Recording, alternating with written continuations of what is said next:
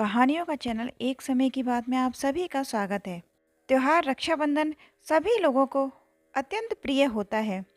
साल भर बात बात पर लड़ने वाले भाई बहन इस दिन बहुत कोशिशों के बाद भी एक बने रहते हैं। कभी भी झगड़ पड़ने वाले भाई बहन घर वालों के समझाने पर राखी के दिन लड़ते नहीं हैं। इस तरह से हम सब भी खूब मिलकर हर्षोल्लास से यह पर्व मनाते हैं। लेकिन एक बार कुछ ऐसा हुआ जब काफ़ी कुछ बदल गया। बात उस समय की है जब भाई युवावस्था की दहलीज पर थे। इस उम्र में भला बुरा कुछ ज़्यादा ही लगता है। मेरी बड़ी दीदी राखी के दिन भाई से न जाने किस बात पर उलझ गई। कुछ हाथापाई भी हो गई। हमेशा की तरह यह सामान्य बात थी, पर इस दिन न जाने कब बड़ी बात बन गई।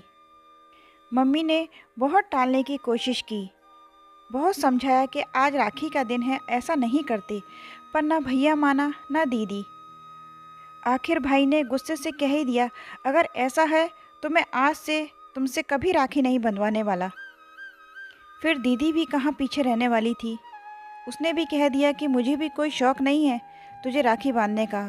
कहती हुई कमरे में चली गई। हम सभी स्तंभ थे। सबके बहुत कहने मनाने के बाद भी न भैया माना और न दीदी कमरे से बाहर निकली। रात तक दीदी ने भैया को राखी नहीं बांधी और न भैया ने राखी बंधवाने पर जोर दिया। आखिर पूरा दिन ऐसे ही निकल गया। अगले वर्ष दीदी की शादी हो गई, पर शादी के बाद भी दीदी कभी राखी पर घर नहीं आई और ना ही भाई उसके ससुराल गए राखी बंधवाने। समय का चक्र इसी तरह चलता रहा। दोनों में से कोई झुकने को तैयार नहीं था।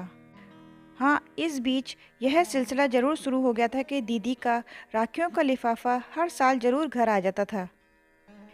इस कारण भैया भी थोड़ा झुक गया था। पहले वह दीदी की राखी बंधवाता और उसके बाद वह हम लोगों से बंधवाता।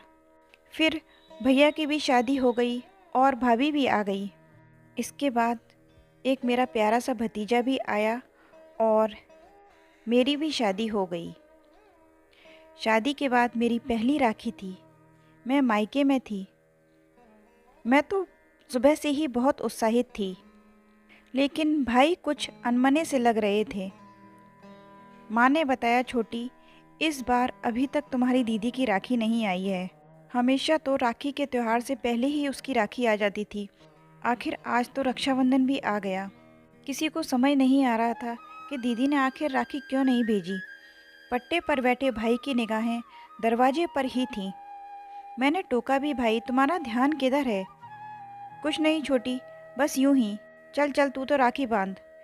उसने यह कहकर बात टाल दी और बात को घुमाने के लिए कहने लगा, बेसन के लड्डू लाई है ना? मैंने भी हाँ में हाँ मिला दिया। तभी दरवाजे पर गाड़ी आकर रुकी। सबका ध्यान उस तरफ चला गया। देखा, गाड़ी से दीदी, जिया जी और मेरी प्यारी भांजी उतर रहे हैं। भाई की आंखों से आंसू बहने लगे। दीदी भी आकर उनसे लिपट गई। आंसुओं का सैलाब सारे गिले शिकवे अपने साथ बहाकर ले गया। सबके चेहरे खिल उठे।